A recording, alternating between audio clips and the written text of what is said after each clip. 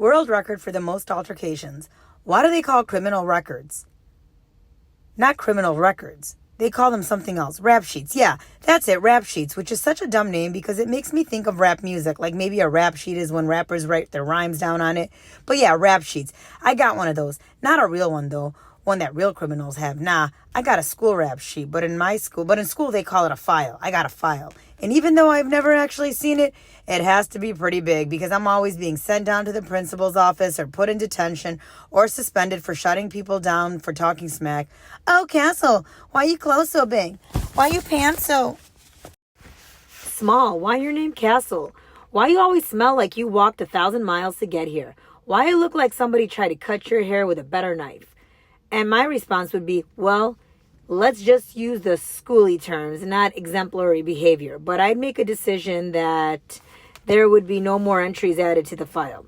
The file wouldn't be closed forever because now my new career in track, which was really my soon-to-be career in basketball, was at stake. All of a sudden, I had too much on the line. There would be no more altercations. That's the word Principal Marshall always used on the phone with my mother, altercations.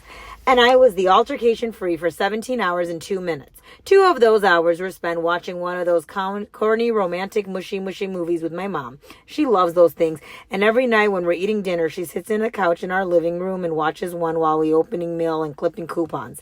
I always spread all my blankets out on the floor, 3 or 4 to make what Ma calls a pallet, which is where I eventually doze off. She takes the couch. We haven't slept in our room since Dad. It's too weird for her to try to sleep in the room they slept in. And I got this thing about being as close to the door as possible just in case we have to get up and run again. Plus, now I've gotten older. I just want to make sure I'm near her in case I got to protect her. So, yeah. That was 2 hours, 9 o'clock p.m. Then I was asleep for 10 hours. I'm grumpy when I don't get at least 8. Some people would say I'm grumpy even when I do. But they don't know nothing. 7 a.m., snooze. 7:05 a.m., snooze. 7:10 a.m. Cass, get your butt up for school. I'm not playing. 7:20 a.m. Lay there looking around the living room, up at the light in the ceiling. The glass thing that covers the bulb has dead bugs in it. Under the couch, there are toys that I don't even remember playing with. Look at the pictures on the wall. Me at 9. And at 8. And at 7 when Ma was experimenting with giving me a mohawk. But no pictures for the family. Then finally it was time to get up at 8 a.m. 10 minutes spent in the shower, 10 minutes getting dressed, and 10 minutes eating breakfast. Toast with peanut butter and honey, 8:30 a.m. 17 minutes walking to school, 8:47 a.m. Homeroom dismissed, 9:10 a.m. 45 minutes in English class where we were reading Lord of the Flies, which, by the way, is a crazy book, 10 a.m. Then 45 minutes in math class, which was basically 45 minutes of Maureen Thorne raising her hand every single time Mr. Granger asked a question so that she can go up to the board and write the answer. Such a show-off. She's like the geeky girl version of Lou. So yeah, that happened, 10:50 a.m. And then there was social studies class, which I usually call nap time because we never study nothing social. Like, I don't know, social media or social events like parties. All social studies is a stupid way to say history. It's like the rap sheet of history or something like that. Anyway, I would usually snooze through it, but it was a new day and I was turning over a new leaf. So I stayed awake. Didn't really focus too much on nothing being said, but my eyes were wide open, 11:40 a.m. And then lunch.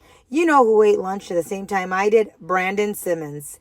Jack from Lord of the Flies, a power-hungry dummy and the single most annoying dude in the 7th grade.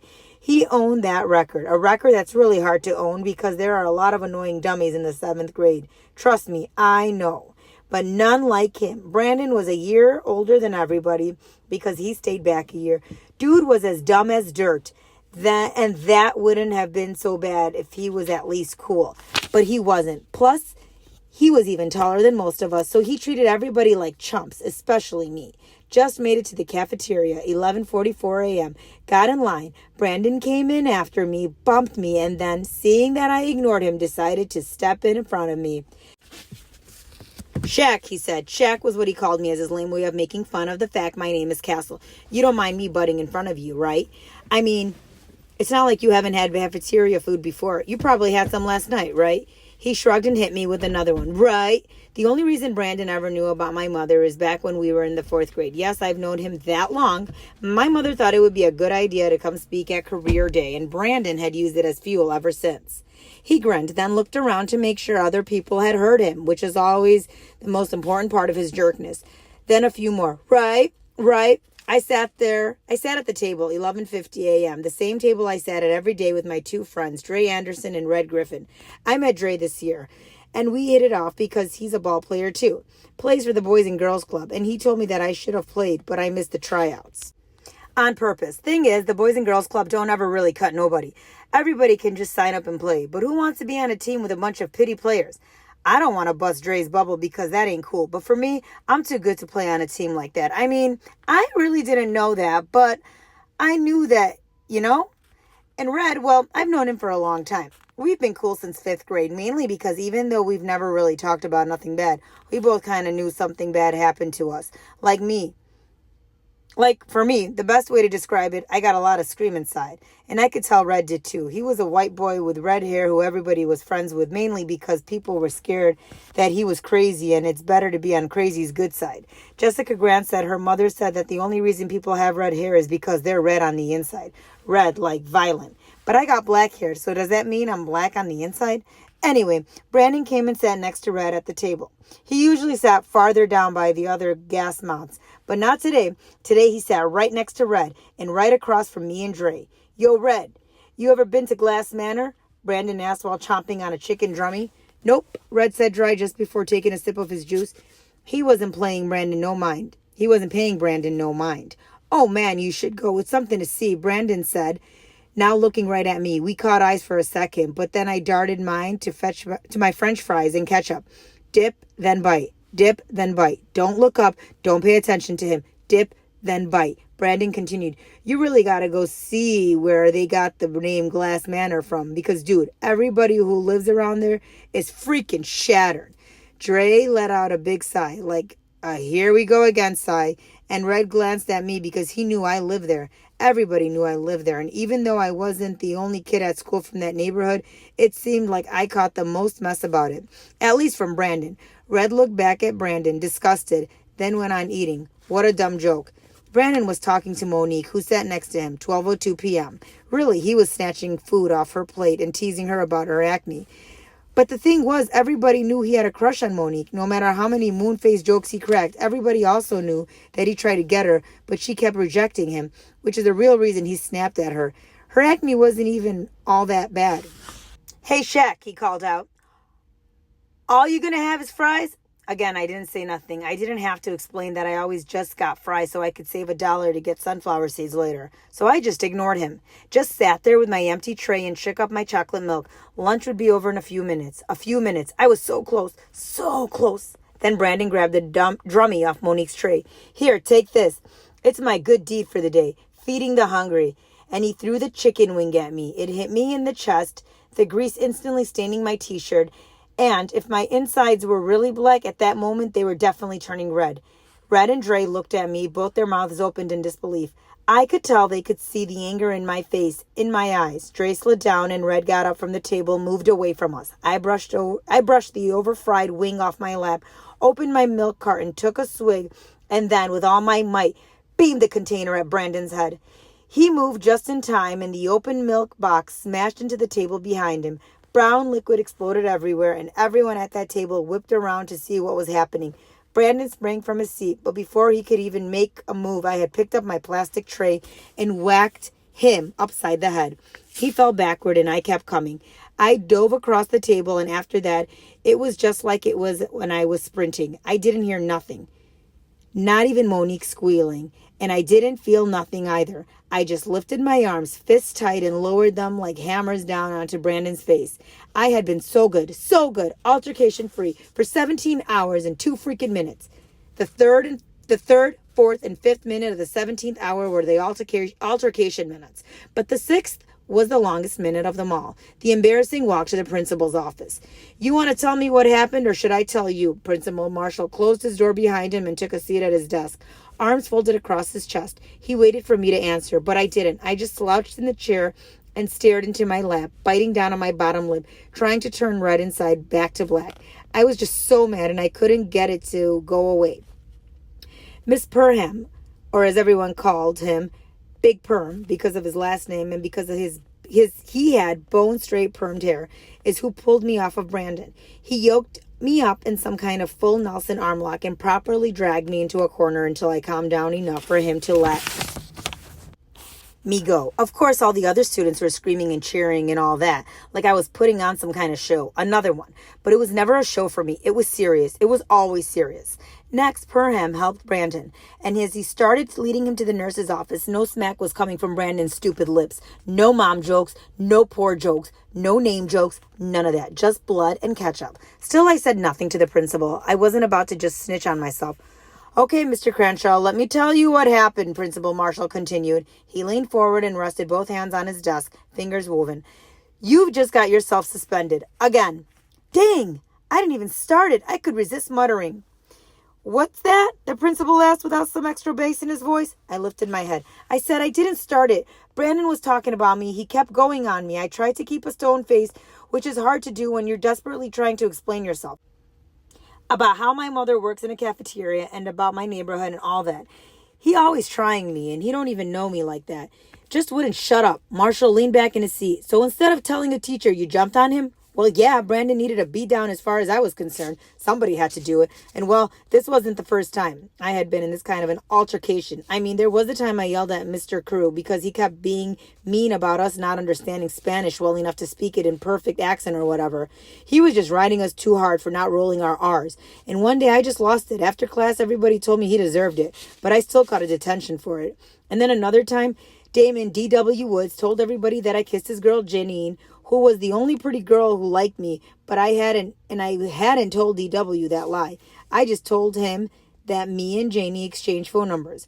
Once she found out, Janie said I was disgusting and stopped talking to me, so I punched Damon in the stomach. He cried and ran to Marshall, and I got suspended for that one. And then Janine liked me again, but I was already over her. And me and Brandon had a bunch of other moments, but it was just mostly a lot of yelling. Really, just me yelling. And him laughing. But not no more. No more getting the Brandon runaround. Then it hit me. Run. Around. Running. The team. Coach made a deal with my mother. I only had one shot. No mess-ups. No do-overs. No altercations. But what was I supposed to do? What would you have done? I asked Mr. Marshall. The tears were teetering in and out, and I was trying my best to keep them in. You ain't never been pushed before to the point you just couldn't take it? Principal Marshall cocked his head to the side and studied me. Then he hunched forward again and put his face in his palms, as if he was remembering a time he went through this. Then he wiped his hands down his face like he was washing that memory away.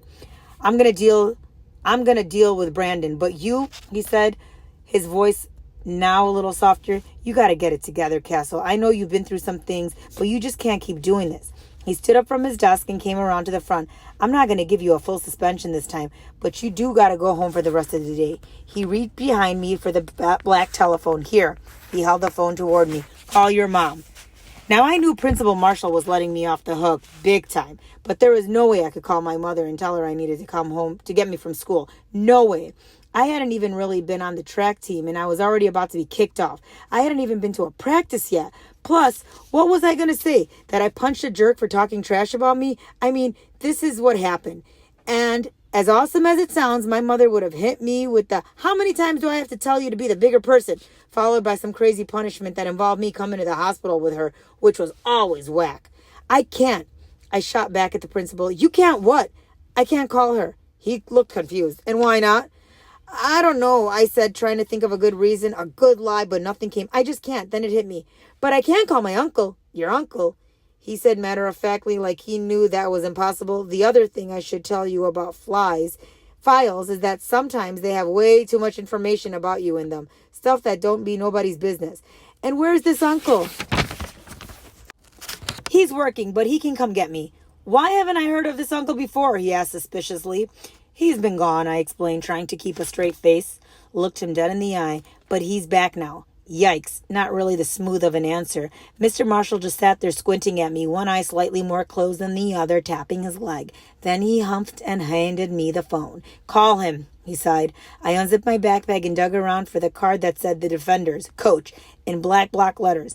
I dialed, waited while it rang. Come on, pick up. Please, pick it up. Yes, it was Coach's voice on the other end of the phone, but he didn't say hello or nothing, so it caught me off guard. Hello, I said. Who's this? It's me, Castle. I spoke low in the phone. Ghost. Ghost. Boy, what are you doing calling me at? He paused. I guess to check the time. At 12:22? Ain't you in school? Yeah, but I need you to come get me, I said, looking up at Principal Marshall, who was staring a hole in my head. I was trying not to say uncle, which was what he was waiting for. I got in trouble. What? Coach said, and before I could say anything else, he told me to hold on. 9:75, ma'am. Thank you so much. Have a good day. Then the sound of the door slamming. Now, what are you talking about, Ghost? I got in trouble and they're suspending me for the day, so I need you to come get me. Why are you calling me? Why don't you call your... And before he could even finish his sentence, he answered his own question. Oh, I see. Kid, you're already killing me. I glanced up at Principal Marshall again. He was getting antsy, and I knew I only had a few seconds before he snatched the phone. Turns out I even had less than a few seconds. Give me the phone, Principal Marshall said, getting up from grabbing it from me. Then he aired everything out. Hello, Principal Marshall here. Is this Castle's uncle? I dropped my head and waited pretty much to be body slammed.